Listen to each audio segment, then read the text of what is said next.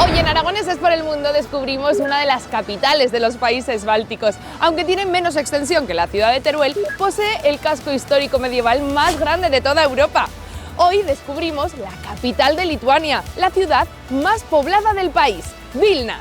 En Europa no recuerdo una ciudad que tenga una estación de esquí en la misma ciudad. Si hiciéramos un símil con Aragón, podría compararse más a Javalambre o a Valdelinares. Bueno, hoy se puede decir que hemos tenido suerte porque yo creo que era unos 2-3 grados y cuando vine aquí de vuelta de Navidad hacía menos 23. ¡Por Aragoneses para el mundo!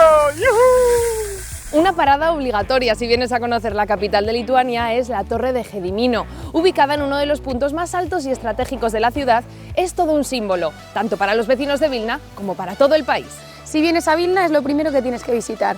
Este lugar para los lituanos es sagrado porque desde aquí puedes ver toda la ciudad y desde aquí es donde se fundó la ciudad. ¡Aragoneses para el mundo! ¿Se imaginan un castillo construido en una isla en mitad de un lago? Pues aquí existe y es el único de Europa. Si lo buscas en internet, lo primero que te sale es el castillo de Trakai, que es uno de los castillos más bonitos. Perfectamente se podría hacer una película de Disney estupendamente aquí. Por supuesto, como buena aragonesa que soy, si me pedís algo, yo paso por el lago.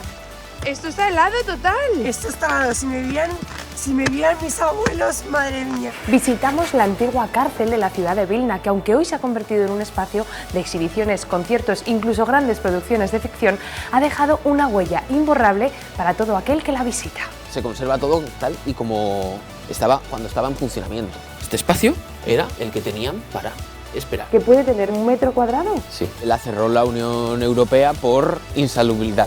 Esta noche abríguense porque van a pasar un poquito de frío, aunque seguro que entran en calor muy pronto descubriendo todos los tesoros que esconde este rincón báltico. Así que arranca Aragoneses por el Mundo, arranca Aragoneses en Vilna.